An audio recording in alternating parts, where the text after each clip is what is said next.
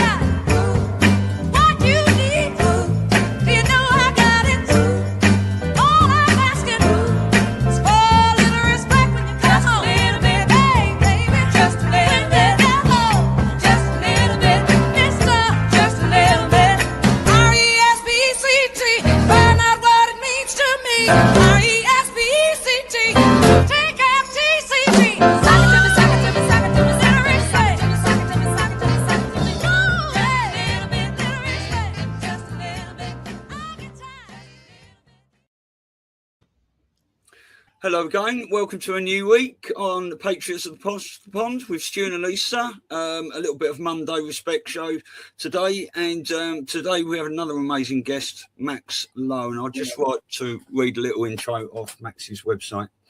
Max is a survivor of satanic ritual abuse, torture and trafficking who went on to do her healing work and train in trauma and recovery to help other survivors and those trapped in the cycle of violence.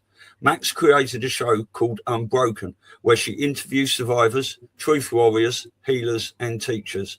Max integrates the knowledge she has about the global deep state political machine with issues such as child trafficking and trauma-based mind control to help educate people about the global control structure that keeps humanity trapped in cycles of individual and collective trauma and control. Knowing the truth facilitates finding solutions to the myriad of issues facing humanity. Max shares her knowledge about healing and recovery in an effort to assist individuals in looking inward and doing their shadow work. The restoration of humanity and our beautiful planet begins with each individual healing themselves and stepping into their fullest potential and power. Max, welcome to the show. Welcome. Thank you. Thank you for having me. It's our pleasure. Elisa?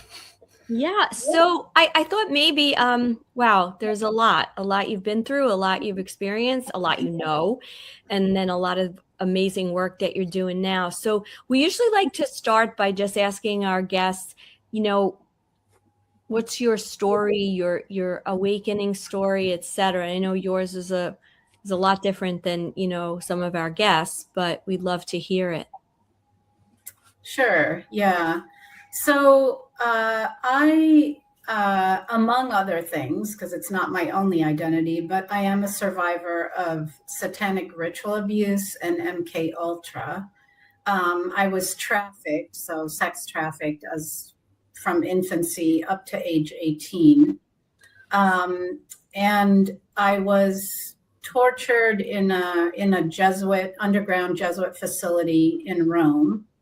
And I was also taken to that facility connected to the subterranean levels of the Vatican. This is way, way, way under the ground, where they have a big altar and they sacrifice babies and small children.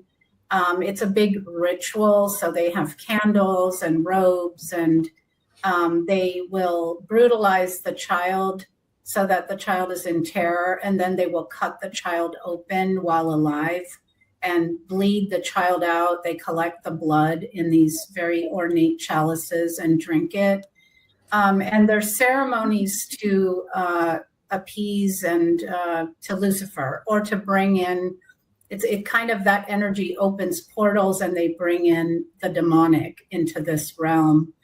I was taken to, when I say satanic rituals, there were many different kinds of rituals that involved, sometimes it was a gang rape. Sometimes it was like being hung upside down, being tied or nailed to crosses, sort of mock crucifixions.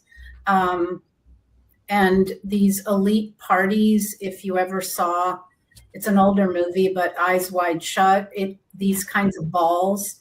The only thing they didn't show in that movie is the cages of children that would have been brought in to be given out as party favors. Sometimes the parties were outdoors on beautiful grounds like mansions, and there were hunting parties. So the kids would be sent out to hide, and then they would be hunted. And at the end of the night, there was always one child sacrifice. So this is the way that the satanic elite behave. The pedophilia sort of undergirds their entire system. And so, unfortunately, I was subject to a lot of that. And in the facility, also to psychological torture, to impossible choices like, you have to push a button that's going to cause this one person to, there was this woman in a room, it was all glass, and so I could see her, and they had put a little bomb in her mouth. And then they had my sibling in another room in the same situation, and I had to choose which one would die. But if I would say, no, I'm not going to choose either, then they would say, well, then we'll kill them both.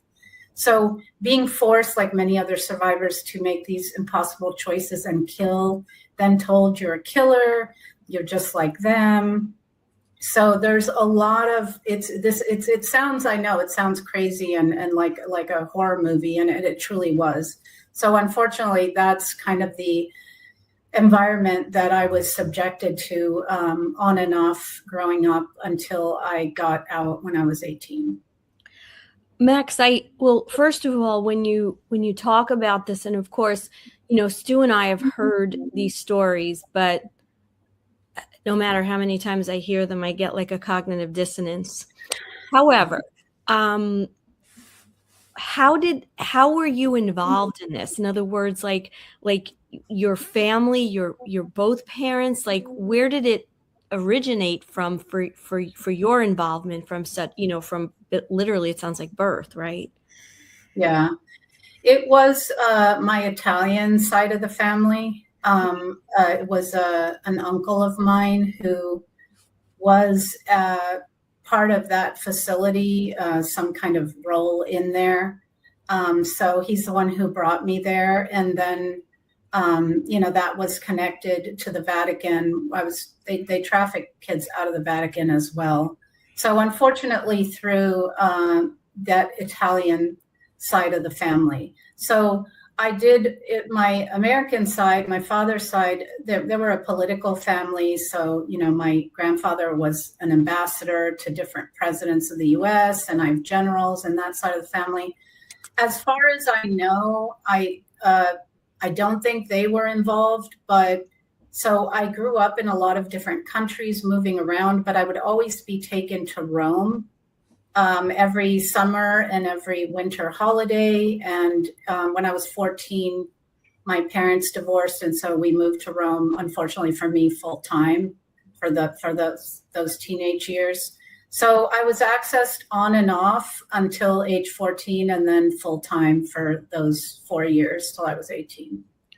But I guess the question for just like a normie, right, is why weren't you like if your parents had no ability to protect you, did they do it on the sneak, this uncle? Like, how does that happen? Because I know as a mom, my kids never left my sight. I mean, you know, relatively speaking. They went to school, so we won't get into that. But I'm just saying, like, you're on top of your children, especially when they're babies, right? So how did you get pulled in? So that's a really good question. I sometimes don't think about that. I guess I just assume that it's obvious, but you're good to ask that. So this is a generational situation. So my mother was done to in this way. Okay. She was very dissociated. She was a multiple, so she had alters. Some of her alters, when she would go in a certain state, she would try and commit suicide, which I saved her from multiple times. Other times there were violent alters, so she would choke me almost to death, and beat me. So in some of the tortures, it involved my mother also being there and me being forced to choose, you know, between myself getting electric shocked or my mother, and I would always choose myself. But she was gone. There was not a real mother there. She was not capable of being a mother in any sense of the word. She barely was hanging on by a thread my entire childhood. And my father, you know, he was also a traumatized individual from childhood, and also then was in Vietnam when he was a Marine for a while. And so he was very dissociated as well. He never went to Italy when we went. And so sometimes what they do is they will program the other parent. They know how to do this to a degree that you don't remember it.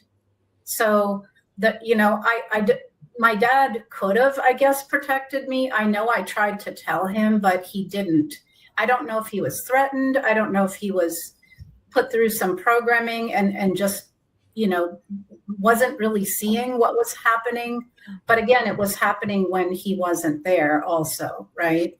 So it's very complicated, but when it's generational, it's just done in the family. So no one's going to stop it. Yeah. And many people in the family themselves have been done to, and they're so dissociated that you have a front life. Like my front life was, I went to good private schools and I dressed in nice clothes and I lived in nice homes and I looked normal.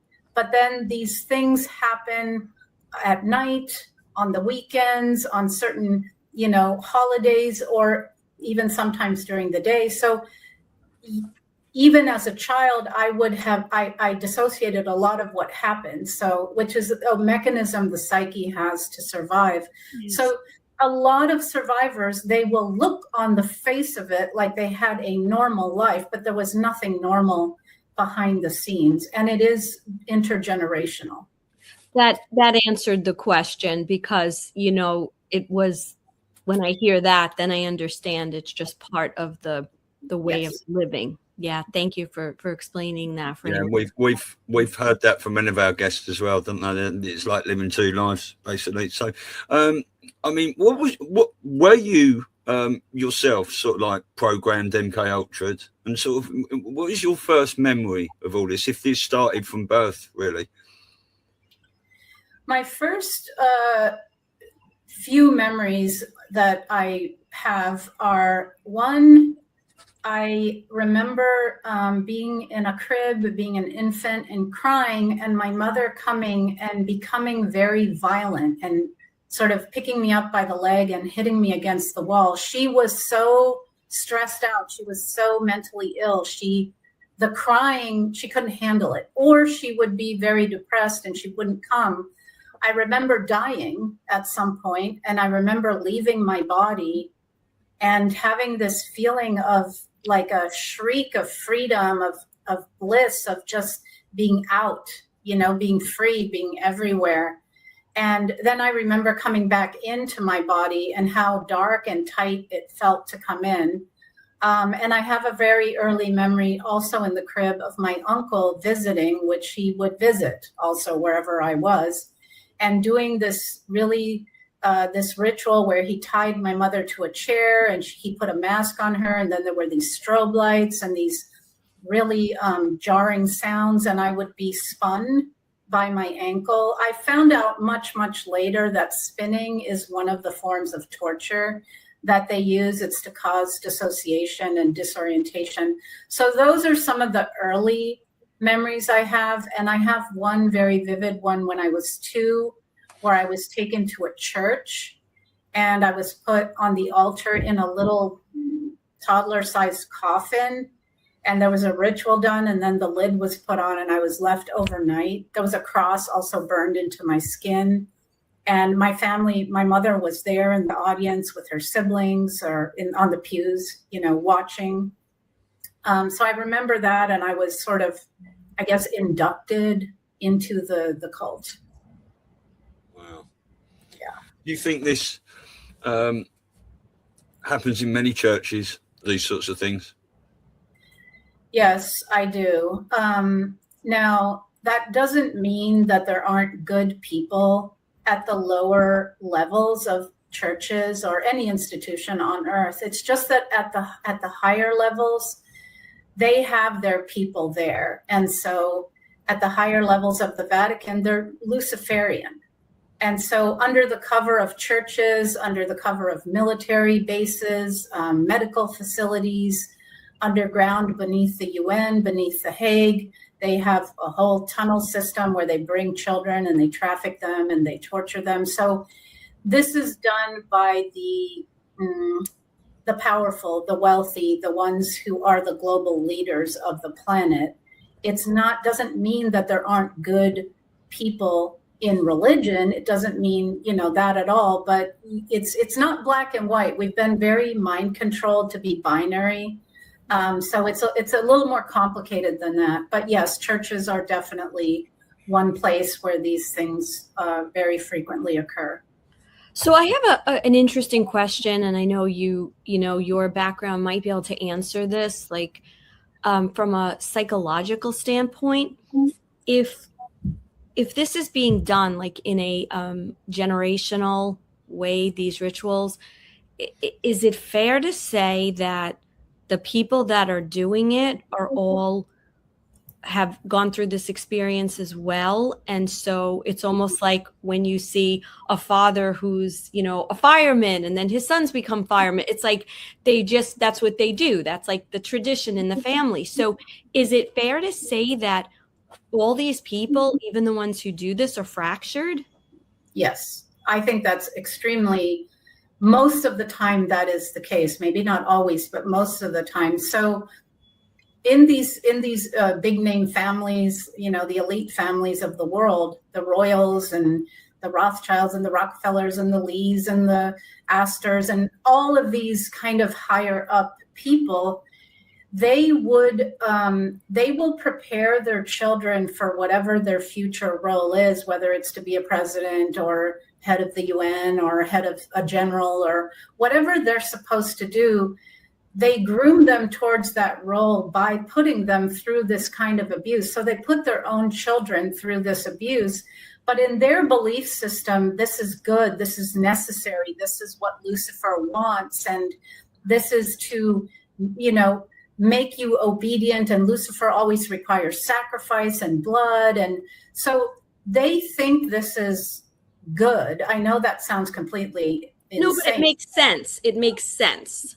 You can make sense of it, because I think a lot of people, including myself, have this belief that the children that go through this awful, there's no word for it, experience it's being done by like a normal thinking person, that but from what you're saying, they're all, I don't want to use this word, but they're all victims of carrying on what was done to them. So even though at a certain level, this is a person in power now who has the power over a child or a baby, they themselves went through that as well. So it's not like there's a perpetrator and a victim. It's like they're all victims of this very, I don't know the word to use, system. Cult. Yeah, I call it a global cult. Yeah, and see, have several degrees in psychology. One thing I learned there is that all perpetrators have been victims, though fortunately not all victims will become perpetrators. So thankfully for that, only a small fraction. So there is still on some level of free will choice, because myself and many other people refused to be loyal to the system, and in fact got out. And, although we were forced to do some terrible things, we never wanted to, and we didn't pass it on. However, that it's also true that a lot of these people, yes, they're just repeating what was done to them, and in the way they're raised, they think this is what they need to do. Yeah. It's much, much different, but kind of similar to the idea that, spare the rod, spoil the child type mentality, right? So it kind of, yeah.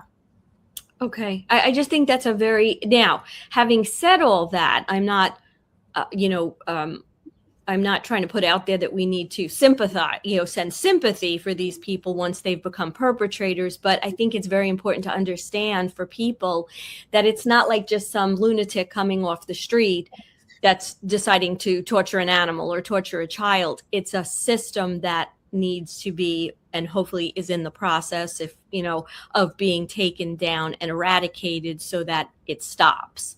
And I think people sometimes get caught up when you hear these awful stories that it's like, like when you watch in a movie, the evil person just doing this. It's so much bigger and so much more, like you said, they believe what they're doing is what they're supposed to do.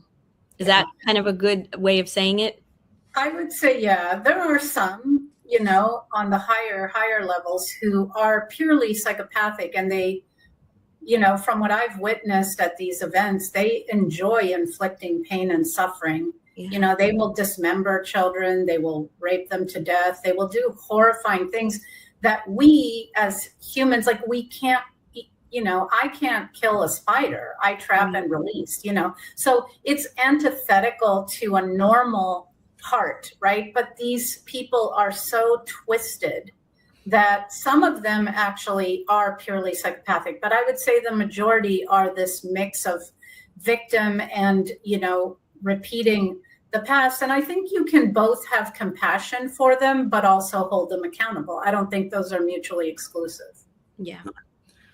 I mean, everything they do is anti-God, isn't it? Everything they do is to taunt God and destroy God and take God out of people's lives. And the closest thing to God is the children, Yes. And if you've heard Lara Logan do that little 3-minute speech about they are a cult, it's really, really touching, but she talks about this in depth.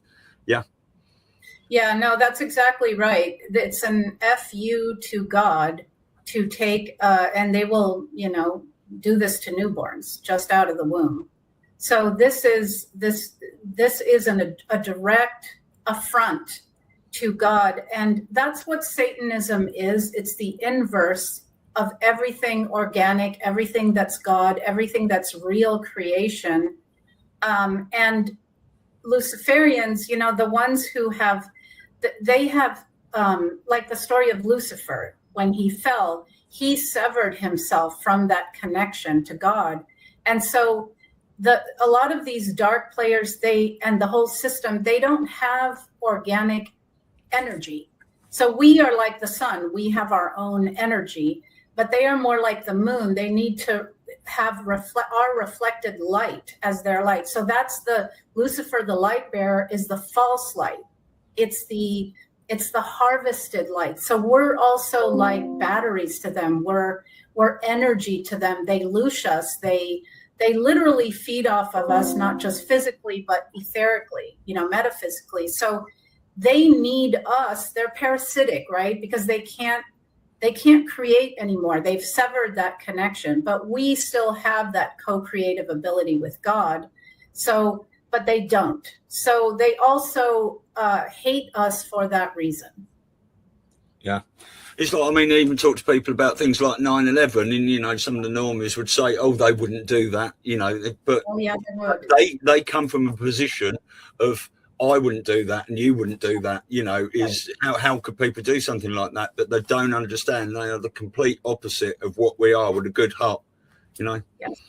Yes. And, you know, since you brought that up, that was, of course, an inside job. And so they use trauma-based mind control on individuals such as myself and other survivors. This was perfected by the Jesuits and the Nazis, and they even worked together. Mengele and the Jesuits collaborated. And it's a playbook of how to use trauma to create essentially mind-controlled slaves. Well, they've done this globally as well to all of humanity in a different way. And so 9/11 was basically an MK Ultra or a satanic ritual on the global population. It was done by them. They blew up the towers. They put, you know, bombs in there. They have holographic technology that is beyond what you can imagine. So there were no actual airplanes. That was a hologram. But they destroy this and they call it terrorism. And they say, and they make this the boogeyman, right? So they're creating the boogeyman, and then it's the Hegelian dialectic. They create the problem, they anticipate the fear, and they stoke it, and then they come in with their already prepackaged solution that they wanted to implement, and they usually have more than one solution. And in this case, it was to pass the Patriot Act, which legalized that's why there's surveillance everywhere. That's why we go through TSA. That's why our data can be taken and harvested. And then it was also to create this, you know, to be able to go into another country that they decided was the bad one and, you know, take their oil and take their infrastructure. It creates a perception that there's now this invisible, terrible thing called terrorism, you know, then later that it gets replaced with a virus. I mean, it's always a boogeyman because it holds us in this trauma, in this fear. And then from there, we're much more easily mind controlled. Yeah. I was just going to say, because that was the PNAC, wasn't it? The Project for the New American Century. I think I've just Googled it. Yeah, General Wesley Clark was the man that had that piece of paper that said we are going to go in to destroy 7 countries, you know, before 9/11 and Patriot Acts, and that came, and that's why all this Middle Eastern war started. Yeah, and they have to tell us what they're going to do because you know, even though this is an artificial overlaid matrix on God's creation, it's still all of God in the end. And so they have to follow universal law, and we have free will. That's what God gives us all, which has been heavily manipulated against us, but they still have to disclose what they're going to do. So they disclose it in these sneaky ways, like through movies and TV shows. So we think it's just entertainment, or these obscure UN documents, or sometimes, you know, like Bill Gates was on a TED Talk saying he was going to use vaccines to depopulate the world. So, you know, it's always out there. It's just that people can't believe it. And there's a cognitive dissonance. So they might hear something and go, oh, no, you know, that's not. But they're telling, like when Schwab said, you will own nothing and be happy. You know, that's the next reset plan. So they tell you. But they also take it, didn't they? If they tell us what they're going to do and we don't say no, we don't know, they take it as a yes, you know, for the mass non-compliance, basically, you know. Right. So it's called implied consent, and that's actually how the entire legal system operates. Everything is basically a trust or contract. So it's presumed that you're consenting unless you revoke consent and say no, which is very sneaky, right? But so when they said there's mandates to wear a mask, a mandate is an offer as a contract. When people started to wear them and were obedient, that means they accepted that contract. And so then it becomes something that everybody has to do. But if people had said no, or I won't shut down my business, they wouldn't have been able to proceed to the extreme that they did with that particular PSYOP. Yeah. Yeah. And that was the frustration with so many of us who did not comply, to not understand why other people were. You know, you couldn't, but the fear, like you said, the trauma, the fear, it's the most controlling thing. So I kind of want to pivot, if it's okay. Can I just ask you one thing quickly before you pivot? Just because we were talking about 9/11, you mentioned Loosh. Now, a lot of people don't know what that term is, but loose is the energy we give off, and they feed off, especially if they're frightening us, keeping us in fear, and we're giving off this negative energy, which happened, in 9/11 worldwide. The fear and shock of people was out this world, wasn't it? Yes, and that goes into a sort of territory that some people might be uncomfortable with, but there are demonic entities that are discarnate, and they feed off our lower emotions. So that's why they always do things. So most fires, floods, earthquakes, weather events, it's actually deliberately engineered as weather warfare, but then they claim it's climate change, which it's not. But let's say with that, they'll create some event, and then people go into despair and distress and fear and anger, or wars, or anything that they do. Those negative emotions are almost like lapped up by these discarnate entities, and that's what feeds them, and that's their food.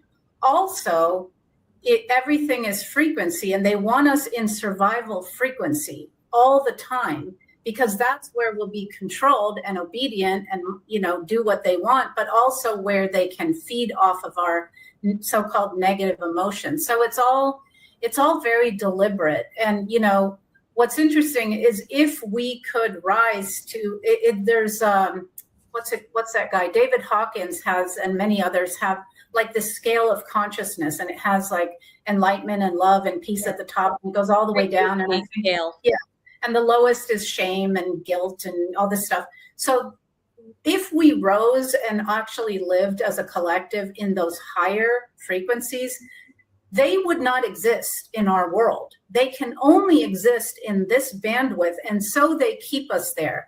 And economically, they create poverty, they create scarcity, they create all of these things. They create disease.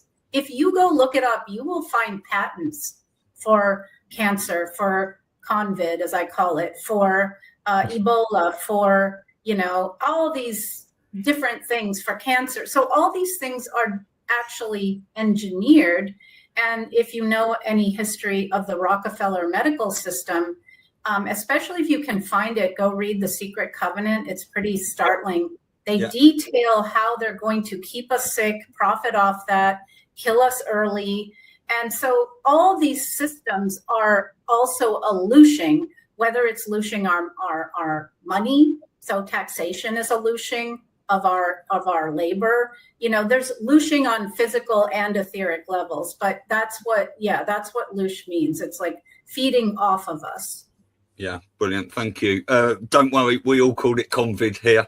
Elisa. Well, that was a beautiful segue, because the question I was going to ask you, I guess it wasn't necessarily a pivot, was how do we destroy this and how do we get rid of it? And I think what you said, and I'm sure there's other things, I want to hear what you have to say, but is the frequency. And, listen, we all live in some way, right? There's something that frightens us or makes us afraid. But I guess the key is to be able to recognize that first, and then be able to actively raise your vibration and say, no, I'm going to live in the love. I'm going to tell myself I love you, and all these things that raise that. So, but how do we do this? I guess is the point, how do we do this on a mass level? Is part of it physical, whereby we need to kind of, when I say we, I mean the military and, the people that have more control than the average person, needs to go in and change ley lines and destroy satanic sites, and is that part of it? Is it part of it that people have to be educated about this? Like, it's such a big undertaking. I think the two main things are if you want to change the world, you have to start with yourself. You have to do your trauma work. We're all traumatized one way or another if we're born in this reality, because it's based on trauma. So do therapy, do anything, do yoga, do whatever you need to do to address the wounding you have, because that wounding causes you to be somewhat dissociated, and then you can be easily mind controlled. And also, we all have mental programs. So we believe certain things, and we We have certain patterns, emotional patterns and behavioral patterns. Everyone's very reactive today, and that's by design. So you've got to heal yourself so you don't react constantly and fight with other people, because they want us divided. They divide us by race and gender and color and all this other stuff.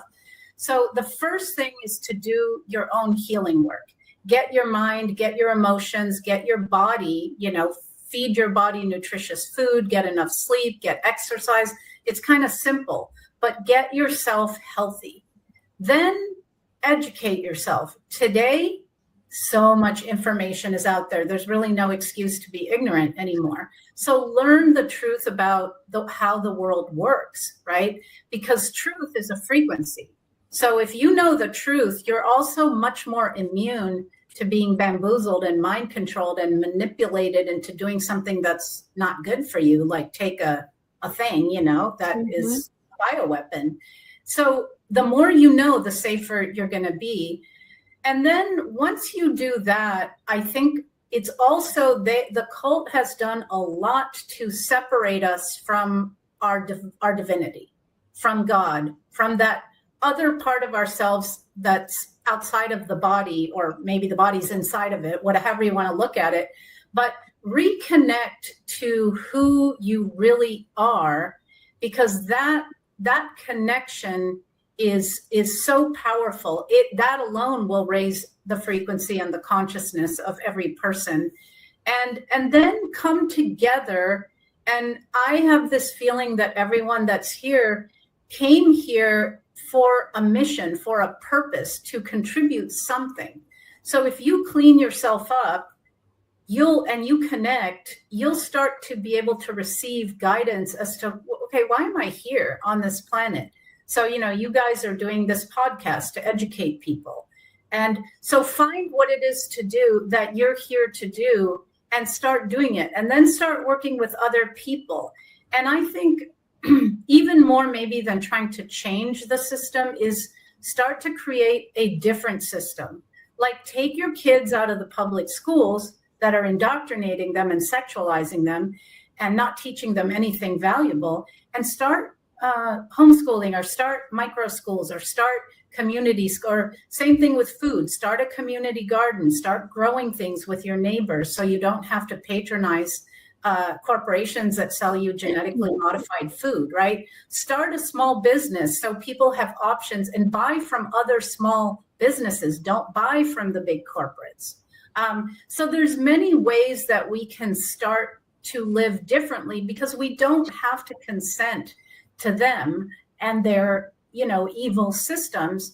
And because we do, we are perpetuating it. But we can withdraw, and especially in numbers. When one person tries, it's much harder than when a whole, mess of people rise up. It's like a boycott. Yeah. And because consent is implied, we can revoke it. Yeah. Do you think that, do you think we're moving in the right direction? Yes, I do. I think that they have always known that this time was coming.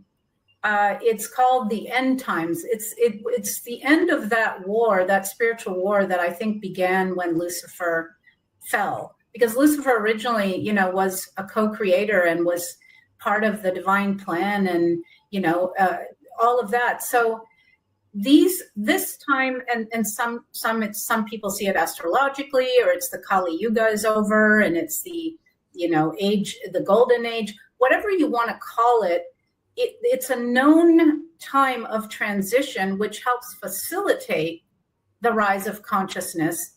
So it's almost like if you can ride the wave instead of being tumbled under it, we can go really far right now, because the energy is supporting us waking up, us rising up together, us creating something beautiful instead of this hell on earth. Because see, they use us to create the hell on earth reality we see outside of us now. They have mind controlled us into doing their dirty work and creating this stuff. So for example, someone is flying the plane that's spraying the chemtrails over all of us. Okay. Some doctor is injecting little babies. Some teacher is agreeing to teach the sexualized curriculum, etc. So we have to stop complying and consenting with their agenda, and we've been mind controlled to push it forward, right? So we can, if we withdraw that, we can put our energy towards creating something beautiful. Definitely. What a lot of people don't realize is that if, you know, the biblical story and stuff, when Satan was cast down, this has been Satan's realm for all those hundreds of thousands of years, you know, and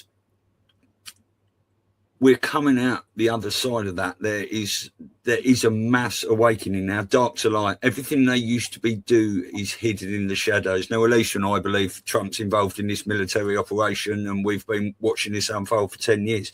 But we are seeing these people really pushed into the light now, you know, with drag queens in schools and all the Hollywood singers and stuff like that covered in blood and all these demonic rituals live on stages and stuff. People are really waking up to it, and you have to believe that benevolence has taken control, and we are, you know, it's taken a long time, but we are certainly going to come out the other side of this, and it's all going to be exposed, and all these people are going to be arrested and taken down, no doubt, and all the children saved, I would have thought, as well. Yeah. I think the only caveat there is that we need to be part of that change and that solution, because the Savior program is a cult program, and it's designed to keep you helpless and not doing anything and waiting for somebody else to come save you. So I'm always careful with that Savior program. Well, it did tell us early on that this is a military civilian alliance, and Trump said in 2017 at the inauguration that it's not an unusual transition from one administration to next. We are giving power back to you, the people, and you know the people have got to take it. But it's, you know, it said in the Q drops a military civilian alliance. So whatever's happening with the military behind the scenes and Trump and all this stuff, the people have to rise to join them. We have to be a part of this. We are the plan. The people, you know, for people that say, oh, trust the plan and sit at home, we, the people, are the plan, which is why Elisa and I and yourself are doing this and getting as much information as we can to try and awaken others to join in the fight with us, you know? Yeah, I think the problem is that we recognize that we've been mind controlled. You know, such a big percentage of people don't even know that. They just don't know what they don't know. And then when you try to explain, some people embrace it. They're like, wow, I got to digest this a little bit. Interesting. Tell me more. But there's so many people that become so angry, and, you know, it just goes to their core because it shakes their whole identity. Well, then who am I? What does this mean? What, you know, and that's really the hardest part of this, right? When we watch people that don't have, I guess, the capacity, the ability to look at a different possibility. You know, like it's the pushback. When you get that pushback, it's someone who's deeply mind controlled, and they immediately react. They cannot take the information in and consider it. They absolutely must say, no, you're wrong. This is the way it is. I've tried to explain this, for example, with the woke program. That was a deliberate programming with the intent to normalize pedophilia in the end. Yeah. So it was piggybacked on the LGBTQ community. So a lot of people in that community would not want this program. But so, you know, no offense to anyone who's, you know, transgender or gay, but this is aimed at children. And that's where it's absolutely not acceptable. So they have socially engineered this whole, and you know, Satanism is transgendered. So some of their gods are half male, half female, and it's an inversion of everything natural again. So they promote this because if you can make the public accept, it's moving the Overton window. If you can make the public accept a level of sexual depravity, then you're going to add the P on the end of that and say you can't offend pedophiles. They have a right too. So it's very sneaky and disgusting, but that's actually their ultimate agenda. These people do not care about trans people or Black people or any people. They're using different things in order to advance their agenda. And another part of that woke agenda was they actually fomented racism and all of this stuff, so that when they released MK Ultra men, migrant men, into Western countries to destabilize them, if you say something about that, then you're a racist. Okay, now I don't care if those men were green, though. That's not refugees, that's not immigration, that's actually an army, probably trained under the ground, deliberately released to wreak havoc. And so then you can't say anything, and you can see what the response is, in countries where lots of women are now getting raped, in the UK and Germany, and then the response from the system, from the courts, is to let people walk, to accuse, to not protect the people of that country, because they want to destroy everything, because you can only herd people into the next reset if you destroy the existing order, right? And Western countries still had a standard of life that was pretty decent, hence they're targeted. And it has nothing to do with skin color. It's a cult plan. Yeah. But people get really stuck. So when I say that, you have white privilege. And it's like, if you knew my story, you wouldn't say that, Sorry, no.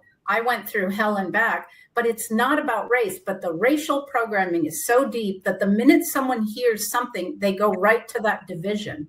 They want us divided from each other very much, because if we unite against them, we're billions. They're not. Yep. Okay. So divide and conquer is a huge, effective program, and we need to get over it and come together. Yeah. You can see it everywhere. Black versus white, Muslim versus Christian, gay versus straight. Everywhere they have used this for generations. Yes. To get us to fight each other while they can further their agenda onwards. Absolutely. They're using us all. They don't care about any of us. And by the way, when they say Black Lives Matter, they mean the Black nobility lives. So the Vatican is Black nobility, is Black sun. That's where most of the popes come from, that lineage. They're mocking us. They also like to mock us by saying things. And so believe me, these people don't care about any people. So whatever people is the better people du jour and the bad people du jour, that's just them playing some games to divide and conquer us. Yeah. So I have a question, maybe historically. So you talked about, the fall of Satan, but when did this all start or begin? Or, they talk about the 13 bloodlines. So are they related to off planet? Are they demons? Like, I always like to get to the root cause, as opposed to where we are. How did it start? Where did it start? From where? So obviously, I'm going to say what I've put together. I don't claim to know everything. We've been lied to about everything. So it's a little, you kind of have to hold knowledge loosely. But as far as I know from what I overheard and my experiences, if it's a pyramid, at the very top, it's Lucifer, and it's non-humans. It's Draco-reptilians, it's mantids, and this again is a lot. It can blow some people's brains to bits. But they're non-human dark entities. Then the hierarchies go down and down and down. And at some point, I think that these families are hybrids. So they're a mix between humans and these non-humans. And if you look at Greek mythology, they have the gods raping the human women and creating the race of demigods, right? Yeah. There's some version of that in different cultures too. I think that's describing what happened. So they have created, kings, right? And these elites were created as hybrids to then run the people below them. So they're very hierarchical and patriarchal, and they're dark at the top. And so then at the very bottom, layer holding up the pyramid is us humans, and the layer above that looks down to us are governments. But there's many layers above. So everyone is getting orders from different layers above, and they have it very compartmentalized. And so, yeah, I think that these families are basically hybrids, and they're very protective of their bloodline. Yes. And in the royals, they have blue blood. I think they're mixed with reptilian. And I know many people who have seen some of them glitch and shapeshift. So I know, again, that sounds like some kind of crazy movie, but the truth is definitely stranger than fiction. Yeah. Have you seen Dylan Lewis Monroe's hierarchy pyramid that he made? Do you know Dylan, the map maker? He makes all the from the Deep State Mapping Project. If you haven't seen that, no, I'll email it to you after. You know, a lot of people say, why is this taking so long and stuff? If they understood the complexity of how many levels and secret societies and everything intermingled into this, going right up to the top of the pyramid, it blows you away. But I'll email that after to you. Okay, yeah. And I think a lot of those top layers are no longer here. And that's the part of the spiritual war that's already been won. Yeah. So we're looking at the very lower layers at this point. Which is very, very encouraging. You know, listen, I'm not an expert by any means, and I'm not necessarily what you'd call like, you know, someone who can channel or anything. I'm just kind of like an average, insightful person. But I felt a really definitive shift or feeling or lightness. Lightness is probably the best way. I don't mean the light. I mean like light, like not heavy. You know, going back about 5, 6 years ago, where it just felt different. Can't explain it. And so that might be exactly, now, is that when it happened? I don't know. It could have happened before, whatever, but it's very encouraging to think that that's true. And that now we're just left with sort of the lower level, but also we're our own worst enemy. You know, we have to get rid of that prison we've allowed ourselves to be put in, right? So, which is hard. You know, you've seen all those things where animals there's 100 of those examples, you know, when they're trained not to know the cover is off the jar and all that, and they won't go any higher. And that's the challenge right now, I guess, for people to awaken to their own divinity and their own strength and the power of their consciousness. Yeah. But like you said, you can feel it. And see, I think we're going to get back a lot of abilities that are organically ours. We are telepathic. I mean, if you look at a dog or a cat, they understand each other or you without any speech, and they know a good person from a bad person. They'll react. We have a self-healing ability. We have the ability to move things with our minds. These are all things that have been children who get put through MK Ultra and this kind of thing can be trained in many of these abilities. They're real, and I think we all have them. We're going to recover these. And what you're feeling, in my opinion, I feel it too, is that you're feeling I used to sort of see it, you know, with my third eye, this spider webby veil across the planet. It's an oppression. It's a way to separate us from that contact that we can have from downloading, from knowing, from guidance. And that's gone. I don't see it anymore. So I think it is lighter. And I think more of God, of light, of organic reality it's coming through. The matrix is cracking. So we're going to feel it more and more and more. It's a done deal. Their matrix is going down.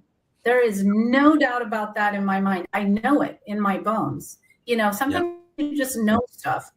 And I think that's why we're here and why we came here, because we wanted to have a front row seat to the liberation of Earth. Now, it could go much faster if more of us were on board and were assisting. But I definitely think what you're feeling is real. And right now, lately, some days it's really turbulent also, because I think they're, you know, as they're circling the drain, they're lashing out. It's like the dying beast is thrashing and lashing. So there's a lot of people that are triggered, that are, there's a lot of craziness, but at the same time, it's a disintegration of the system as it was. And some people are going to have a really hard time because, like you said earlier, they don't have a clue what's going on. They don't even understand. They have bought into the movie, the fake story of reality that we're not very much in anymore. So that's going to be tough, but those of us who have made it a little further will help. We're here to help guide them. And you hear it every day. Like, people look at, I'll just use age as an example. Like, you're programmed to think you're old. Yes. Or you're getting old. Like, I had a friend who said to me a couple of years ago, he's like, well, you really should be doing this because you're, in your 50s. And I was like, but I'm fine. Like, but that's the mentality. And then I look at, contemporaries my age, early 60s, and I look at them and they're going to doctors and they're taking this and they're doing that. And like, I channel every day that I'm 35, it's like, I believe it. Sometimes when I have to look at my birth date, I'm like, I have like a cognitive dissonance. But the point is, we've been programmed to think, to shorten our lifespan and to give up and that's a tough one. People are going to have, a tough time realizing they can be fairly ageless. Yeah, that is it's artificial. We're not supposed to age the way that we do. And a lot of it's the toxicity that they've created in our environment. But a lot of it's also just a mind control, an idea that, and particularly in America, it's like, you're on the couch and you're barely mobile. I mean, I'm going to be 62 in a couple of days. And I mean, no, I'm not going to be old. I don't care how old I am. I work out, I walk, I think, I learn. It's a spell that we don't have to put ourselves under. And one of the agendas of this is, it's only after age 50 that you start to enter the age of wisdom. So actually, a whole society of people between 50 and 100 would be so powerful for the whole planet, because you've achieved wisdom. You've achieved a level of spirituality. You can lead, you can teach, so it's dangerous to have people. It's an organic development. So, in psychology, they have development until you're like 21 or something. But no, that keeps going. And at that age, you achieve a much higher level spiritually, mentally, wisdom-wise. They don't want that. So they make it old seem useless and rubbish and throw away and park you in a nursing home, because that takes that wisdom offline. It takes a long time for us to reach that. And because you're around that age yourself, what happens after that? Like, so you look back and you go, oh my God, I was so foolish when I was young. I mean, you see things so differently. It's the irony is that you have achieved a level of self-love and self-worth and wisdom while in an older body. And when you're young, you have the young body, but you don't have any of that. So it's kind of interestingly paradoxical. But that's part of the agenda. They don't want elders. Yeah. Okay. They don't want elders.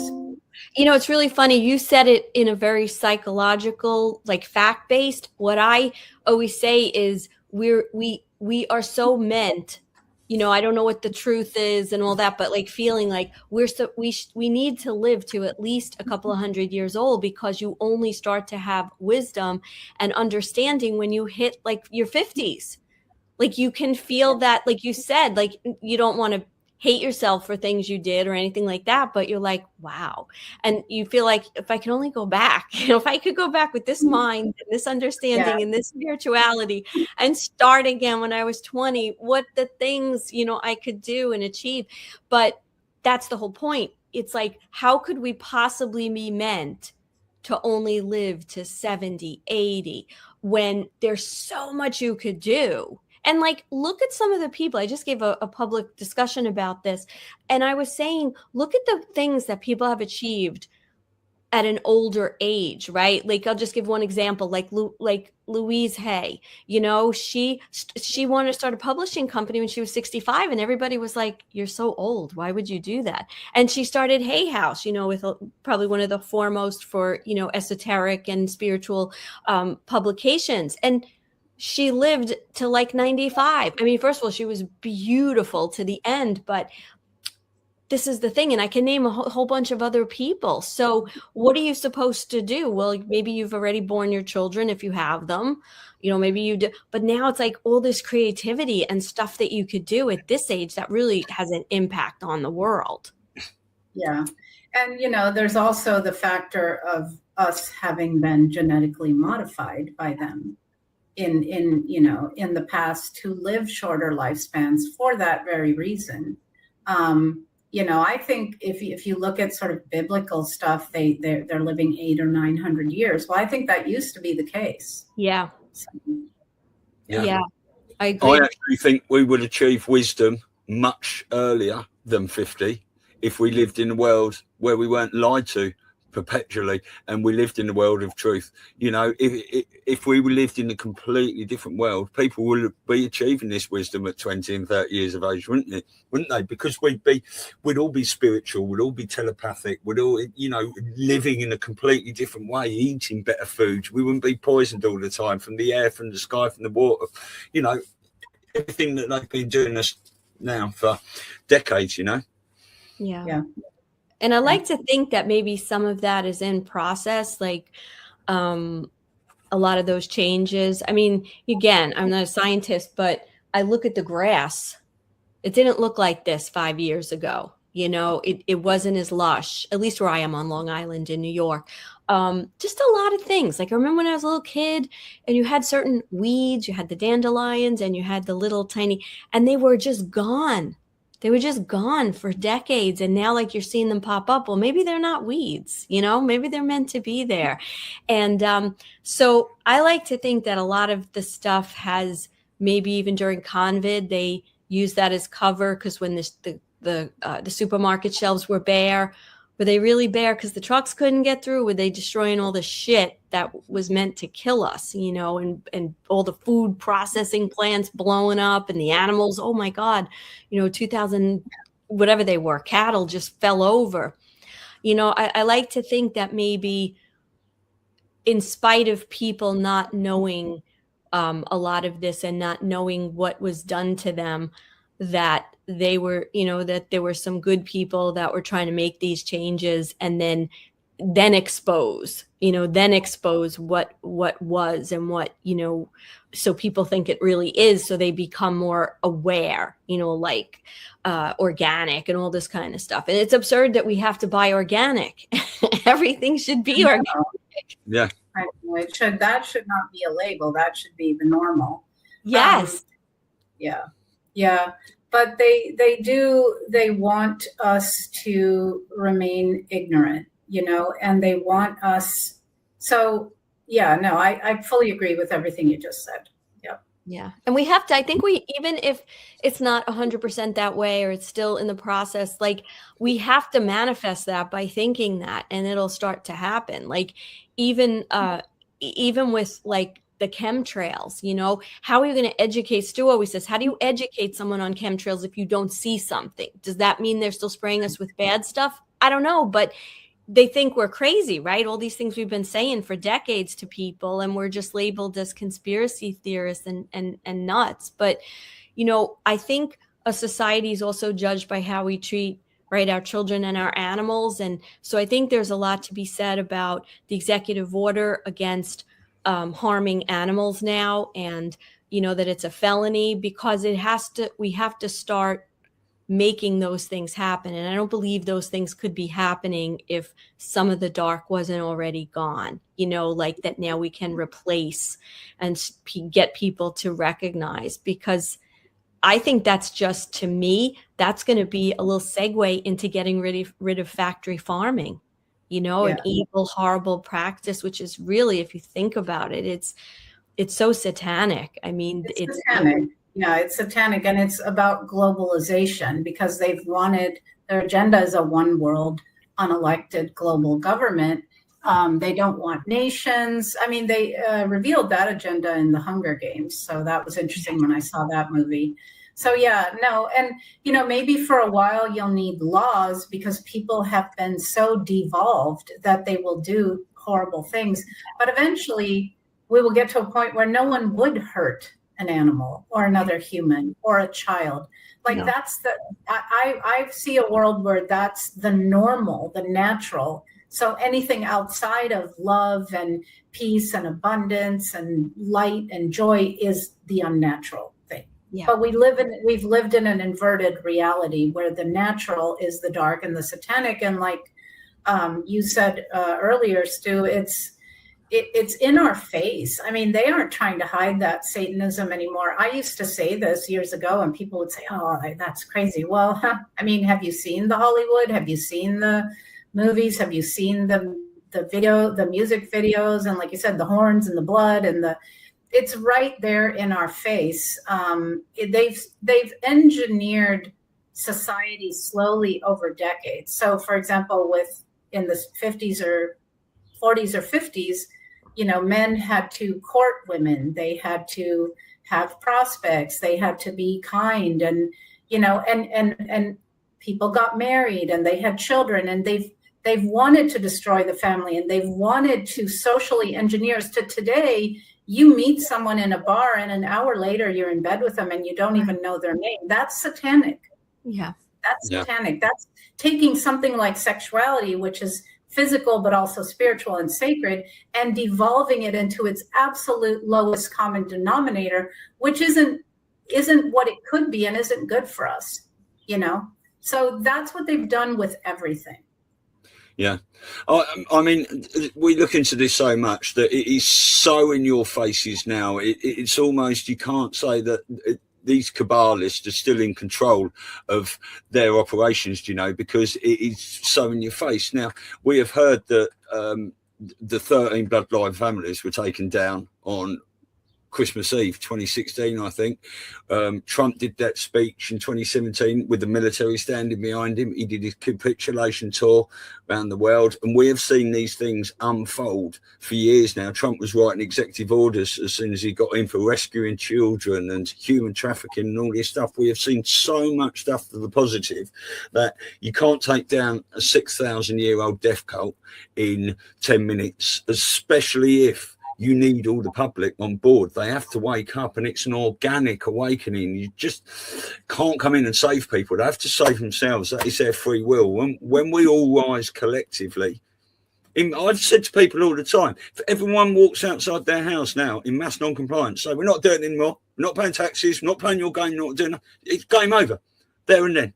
But people will not do it. They will not unite yet. So there's still a lot of waking up to do, but we are seeing so much to the positive, and these globalists are right in the crosshairs. Everyone can see them now. Everyone knows who the World Economic Forum is, you know.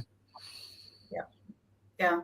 No, I've never seen, I didn't think I'd see it in my lifetime that the word deep state became part of common vernacular, or that MK Ultra was, everybody knew what that was. So a lot has changed fairly quickly in the last, you know, COVID actually, ironically, I think God always has a sense of humor. It actually caused a lot of people to wake up, and a lot of people to distrust the medical system and vaccines, which needs to happen because they're all terrible. So I think, you know, when they tried to crush the global food supply, people started growing their own. And so everything they do is because the energetic is shifting, and because the matrix is dissolving, it's actually backfiring on them and waking more people up. So I find that somewhat amusing. Yeah, that's like an inevitability. The more they do, it doesn't matter what they do, right? There is only one goal we're moving to, and that is this mass global awakening and their demise. It can't happen soon enough for me, and it's taken a long time. As we've, you know, Elisa and I have been doing this almost 25 years, trying to wake people up individually, and, you know, for the last 8 months together. But we can see it. We are very, very positive. You know, and COVID, Mark Atwood says COVID was the best thing to ever happen to humanity. That awoken so many people, and just another thing about being truthers for a long time before COVID. When COVID happened, we have been learning about all these cults and the Bible and everything for years, and 9/11 and stuff. But when that happened, the people that have been awake for a long time really started concentrating on their health and distilling their own water and eating more salt. And I could go on and on and on about all these things we've been doing to better our health and not go to the hospital and, you know, look for your own things and stuff.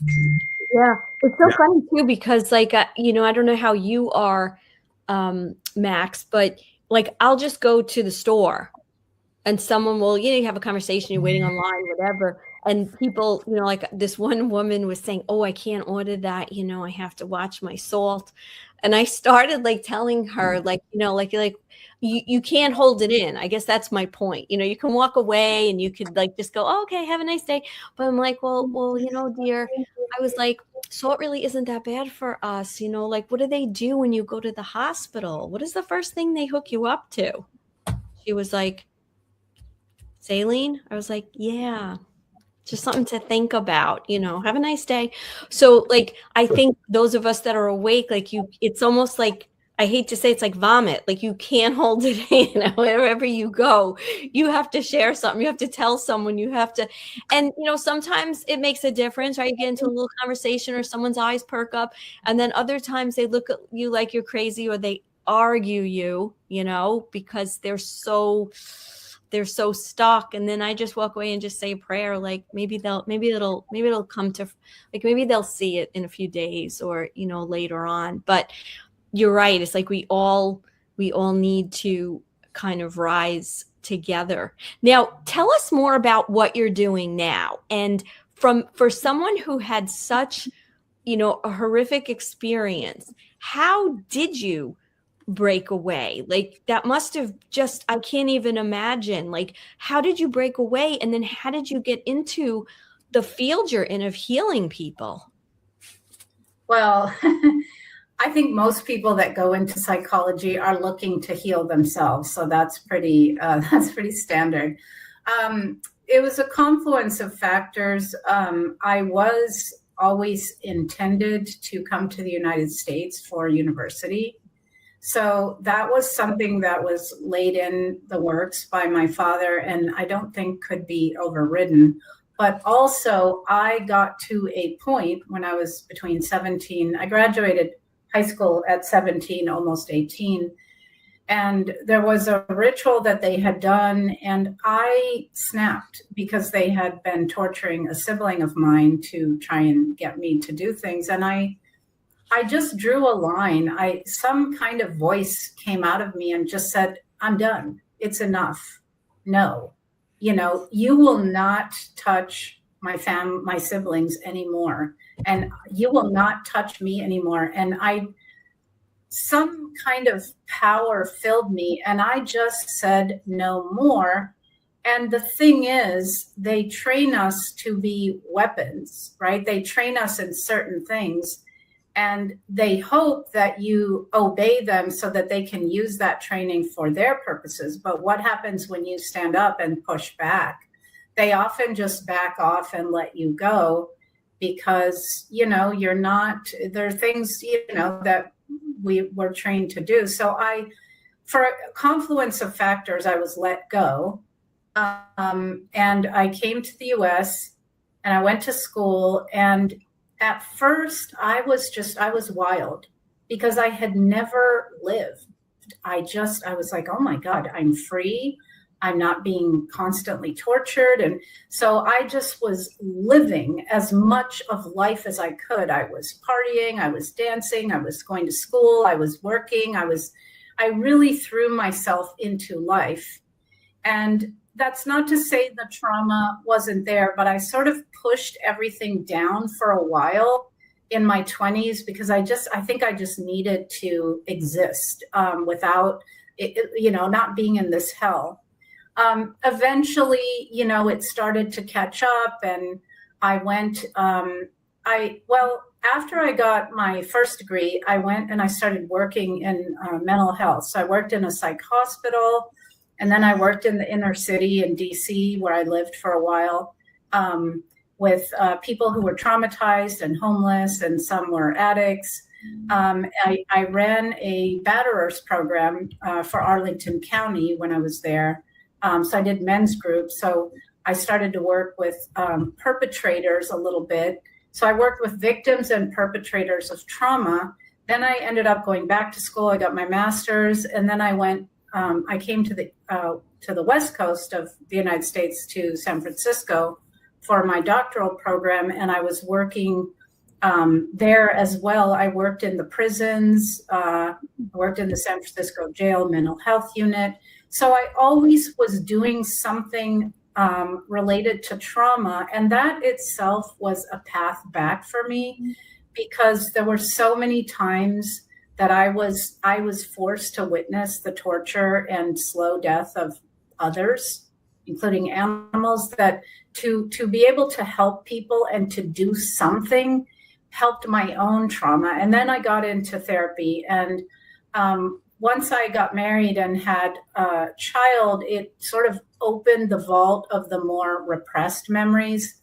I had been impregnated as a teenager. They had aborted the babies almost at term and then sacrificed them in front of me. So I had so having a child brought up some of those more embedded traumatic memories. And I just did a deep dive for like 10 years. It was pretty brutal.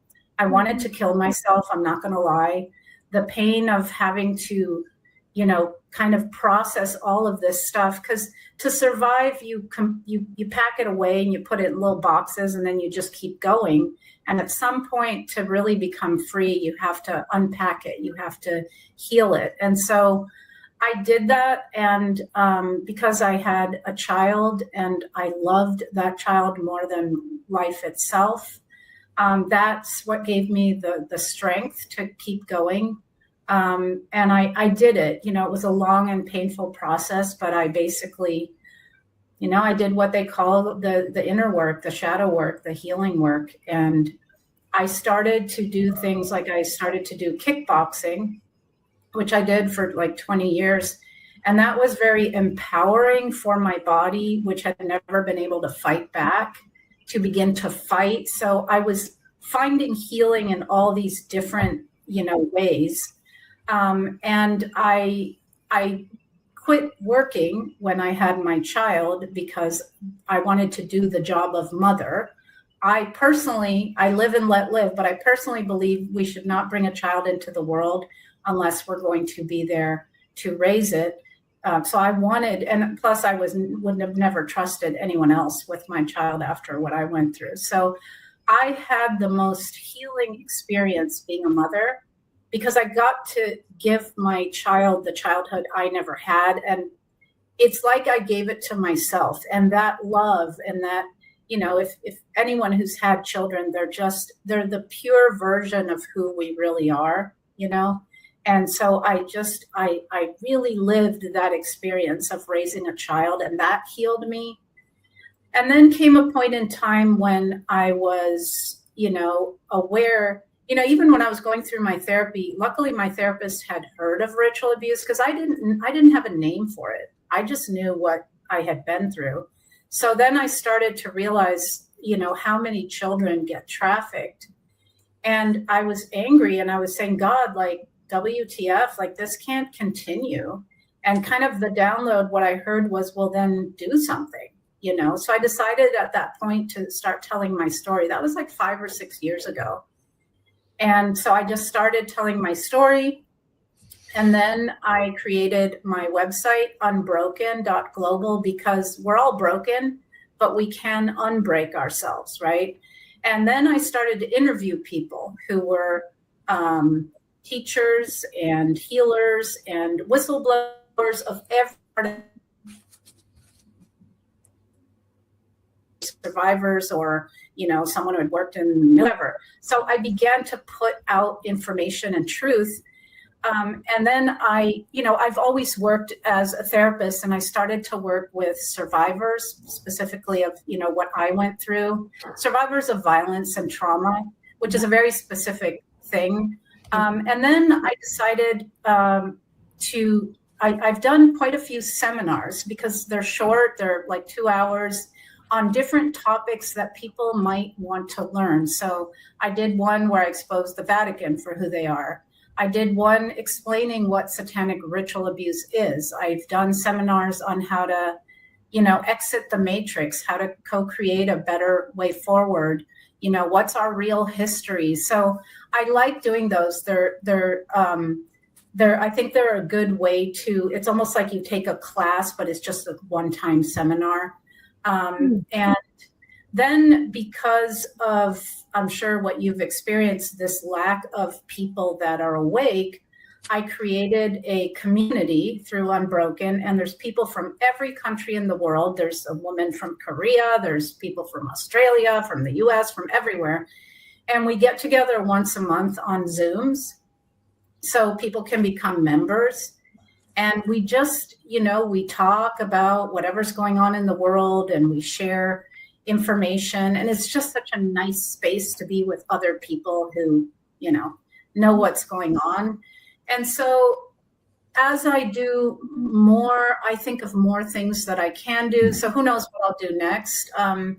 I do want to promote a conference that I'm speaking at in UK in September, the GSIC conference, the Galactic Spiritual Informers Conference. I think David Icke and Billy Carson and many others, and Kathy O'Brien, who's a very dear friend of mine and an MK Ultra survivor, will be speaking. And so I think it's just that combination, that perfect combination of doing, so I'm a healer, I help people do that healing path, and I want to spread the truth. And I think those two things are what's really going to change the world. Yeah, beautifully said. I think like when you talk about violence and like growing up in that, and of course there's levels in the sense, like what you went through was the ultimate extreme of that type of thing. But, like for instance, myself, I grew up in a little bit of a violent household, and you have to do the healing. I remember I was in my like 30s when it kind of hit, and I was relating to a lot of what you're saying. You do feel a little suicidal when it hits you, but I remember that I said, I'm, in my mid 30s, like, why is this coming up now? And he said, well, if it was this easy, you would have resolved it at 17. Like, it's not easy stuff, So I think that is probably something that people have also been trained that, well, it's not that bad and you just have to, and I'm not saying you stay a victim. I'm not saying that at all, but if you don't do that work, whatever that trauma might be for people, some people wear the badge their whole life, and that doesn't do themselves, their family, or their friends and the world any good. But you do have to have that, I don't know what to call it, like breakdown to have breakthrough in order to heal. And it's generational healing, because you can see how maybe it goes back. Like my family wasn't a cult, but there was a lot of generational bad things. And so you want to stop it, right? Especially when you become a mother, you start to say like, this has to stop. And hopefully I am enlightened enough to maybe they can be different. Like it's that pattern ends and we move forward in a better way. But you're right. A lot of people are afraid, or they've been programmed that you're weak if you get upset. You just have to kind of be tough about it. And it's very sad because that healing really raises the vibration too, all around. Yes, it's one of the most important things we can all do. Yeah. So when is the conference? What's the date on it that's happening in the UK? It's the 9th through the 12th of September. Okay. Yeah. Okay. Wonderful. So people just go look up GSIC or Galactic Spiritual Informers Conference. So it's a really good lineup. I spoke at it last year. It was in North Carolina. And it's any of these spaces are such good spaces to get inspired and to learn from people. We're all learning and we're teaching at the same time. We're healing and we're helping others heal. That's what we're here to do. Yeah. Yeah. Yeah.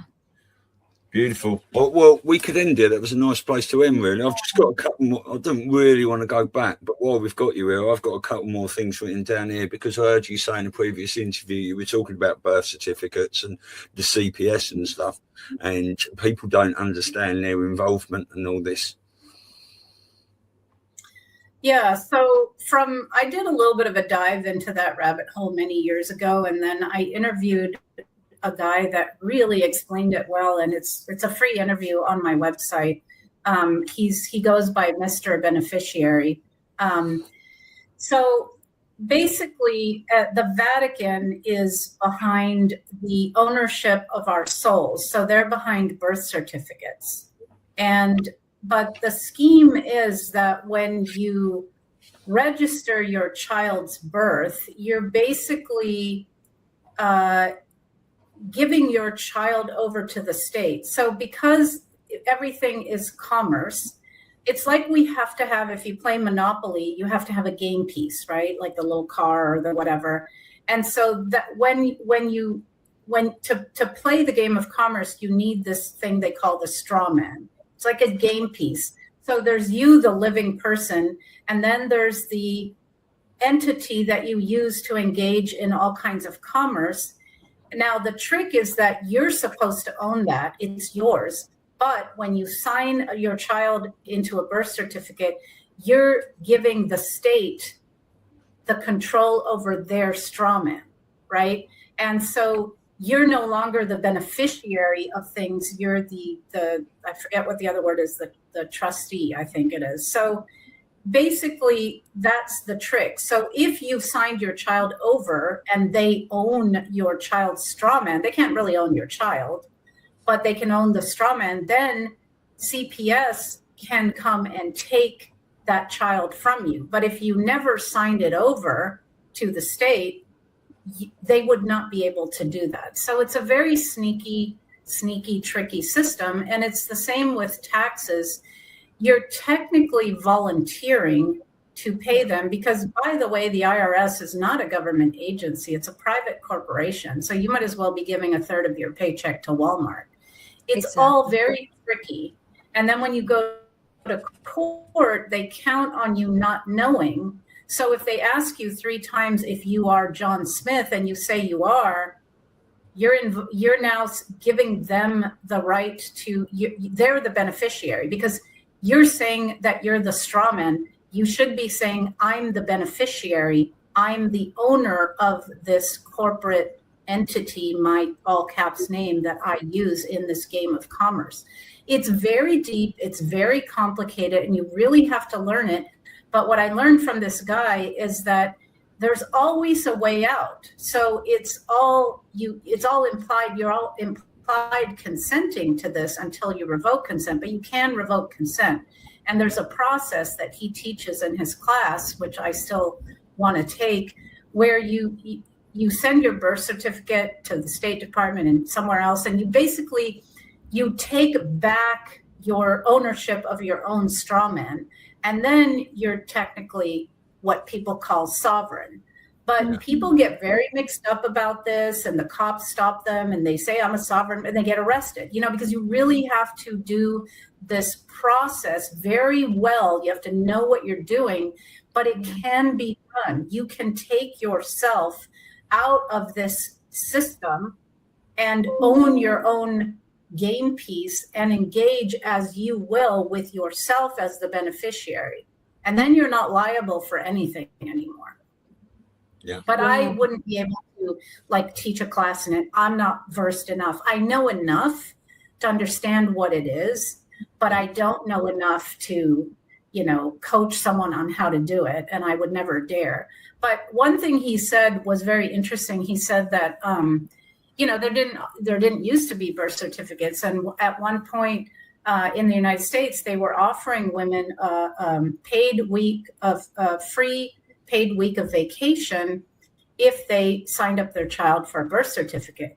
So a lot of women did that. In the act of doing so, they were accepting the benefit, therefore entering into a contract that they were obligated now to uphold. So it's even, he explained it, it's on the tax form. If they offer you an itemized deduction or a standardized deduction, if you take either one, you're accepting their offer. It's an offer. Oh, I'll take that. Now you've entered into contract with this agency, and now you're beholden to it. But there's always a way to extricate yourself.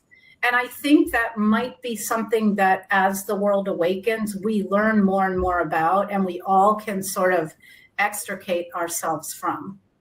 Yeah, because the other part of that, and again, like you, I know just enough to have a conversation. I but they also trade us, and they issue bonds when we get licenses, and whatever that is, a fishing license, a marriage license, a divorce decree, whatever thing we do with the state, and so they've got a fund that they're trading us that we're all worth, who knows, hundreds of millions. I mean, so it's such a, now the fact that that's all coming out so deliberately and more, prevalent tells me, right? Because they always have their systems of keeping all this stuff secret. We never knew it till recently that the good guys are in control, because, you can search and dig, right? But the prevalence that all of this is coming out for everybody to see, you know that the control mechanisms are going away. And so it's unbelievable. And I only found out about this a few years ago, like right after, COVID, but it was shocking when I heard it, but I was like, yeah, okay. It doesn't surprise me. It's shocking to know, but now we got to start digging and most people you talk to, accountants, lawyers, they don't even know that the Fed isn't part of the government. Right. Yeah. And, you can find yourself, and you can find everything on Dun & Bradstreet. You go look it up. So I found Congress, the Senate, the IRS. It's a register of corporations. And you can find yourself on there, and you can find the amount, like you just said, that you're being traded for. It's very interesting. On Dun & Bradstreet? Yes. DUNN and Bradstreet. Yeah, I remember that was a big, when you wanted to get like a dossier, going back to my corporate days, we use that all the time. But I didn't we're corporations, right? So it makes sense. Well, the United States is currently a corporation. So, yeah. Exactly. Yeah, we used to have a website, and I don't know if it was global, actually. It was called, I think it was GMEI Utility. You used to be able to go on there in the UK, put your national insurance number, and you could see all the companies that were traded on you. It's obviously been shut down now, but I was blown away when I was going through mine. It was like crazy stuff. It's all hidden in plain sight, all of it. Yeah. You just have to open your eyes and start to see. Yes, exactly. So, I just got one last thing. We've all really researched adrenochrome and stuff, but have you had any experience of that in your childhood or anything? Well, yeah. What I saw underneath the Vatican was a ritual of blood drinking, and the reason they brutalized the children first is so that the adrenaline is released into the bloodstream. It's like an elixir of youth to them. They're now saying it pretty openly also. And so they sell it as well. And I have seen lists where there's the age of a child, the race of the child, the gender of the child, and the quality of the adrenochrome. So class A, it's more expensive. B. So this is sold on the black market, and these people are vampiric and cannibalistic. So they eat human flesh. I've seen babies brought out, cooked on platters. So when they have that Marina Abramovich, thing where she has like a fake cake of a human body, well, they do that really too. So, so adrenochrome is adrenalized blood. And so it's all a big satanic thing, but it's also something that they do to maintain youth and this kind of thing. Yeah, it's very sick. These are very sick and twisted people. Well, let's not also forget that it's also a money-making venture, because it that kind of money is also funding all the other sick things they're doing. So, I mean, we also have to look at the that aspect of it, Yes. Child trafficking and war are the two highest grossing industries on the planet. And wars are created by them. Both sides are funded. It's a scheme. It's a game. And so, but the trafficking of children is a very high grossing industry. It's really, the amount of children trafficked globally is shocking. Yeah. Figures are shocking. Well, I mean, the official figures they give us, aren't they? How true they are, but this is governmental figures and stuff.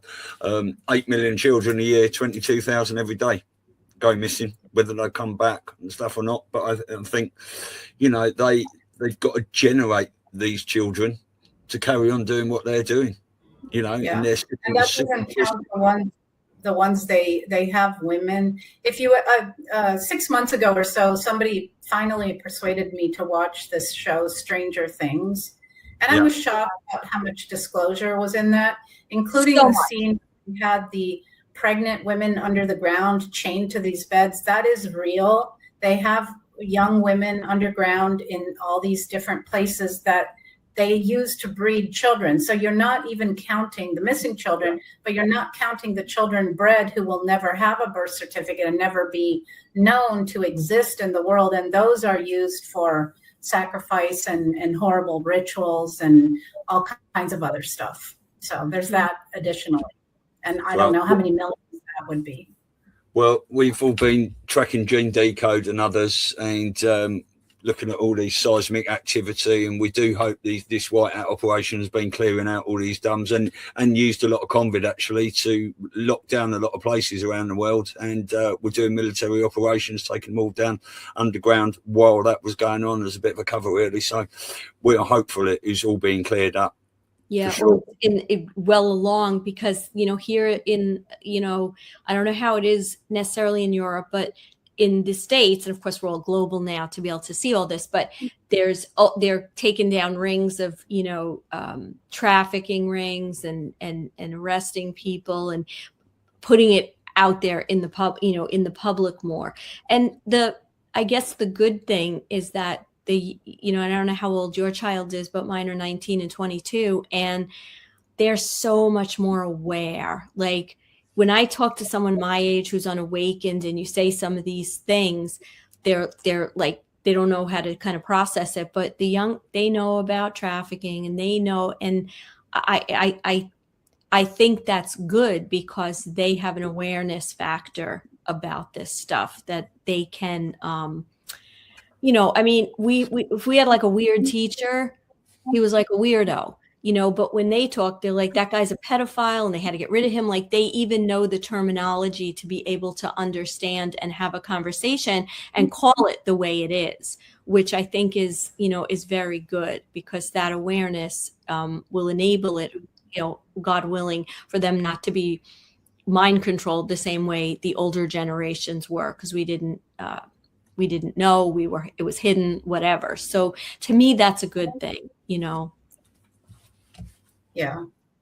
I envision a world where children will be in a classroom learning history and they'll say, that used to happen on Earth, but it won't ananymore. They won't even need to say it to each other. They'll just think it. Yeah, well, right. I'm just thinking of that little volunteers video. I don't know if you've seen that, have you, with the two girls talking telepathically? Yes. Yes. I think that's what we will evolve towards, because with language you can lie, but when you're telepathic and you read people, you can't, there's no lying anymore. Yeah. Well, Max, this has just been so incredible, and you're just so brave, and to just be go on shows and educate people, and then of course the work that you do privately, to help people to heal. Just a real gift to humanity. So thank you. Thank you. Thank you for having me. I always appreciate the opportunity to, try and speak out and spread truth and light. So I appreciate what you both do as well. Thank Yeah. you. So, I mean, if anyone wants to go to Max's site, go to unbroken.global. She's got it there under her name anyway. There's lots of information on here. That's great. I want to say have a very merry Born Day in a couple of days, Max. And just thank you so much for coming on. Do keep doing the work you're doing. We'll do what we're doing. We've got Kathy O'Brien and Mark Abrams are coming on next week on our Monday Respect. So it's going to be great. And yeah, amazing courage. Lots of love. Thank you. Yeah. Thank you so much. Excellent. All right. Well, thank you everyone for joining us in the chat, and we will see you tomorrow. And we'll play a little outro now. Take care. Thank you, Max.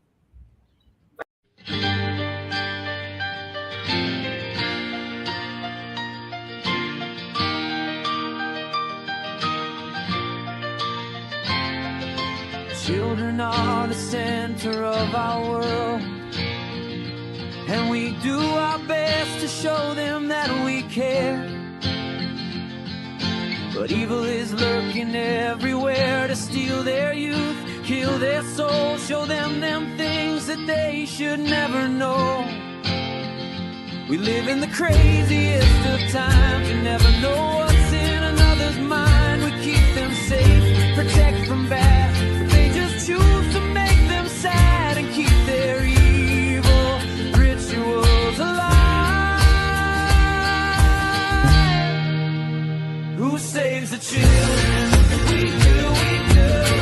Who keeps them safe and warm and so secure?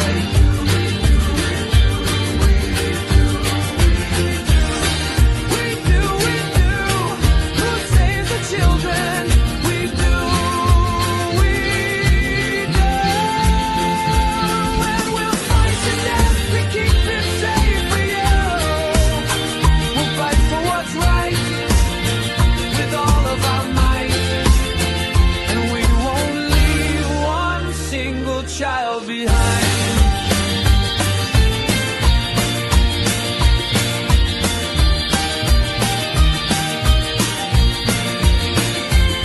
They've been here since the dawn of time, and their actions take a twisted mind. But we won't stand no more. We'll track them down for sure and make sure that they are gone forevermore. Why can't you see the crimes committed on our kids by the powers that be? How long do we wait? How many must die? How many loving parents need to cry? Who saves the children? We do, we do. Who keeps them safe and warm and so secure? We do, we do, we do. We do, we do. Who saves the children? We do, we do. We'll fight to death to keep it safe for you. We'll fight for what's right with all of our might, and we won't leave one single child behind.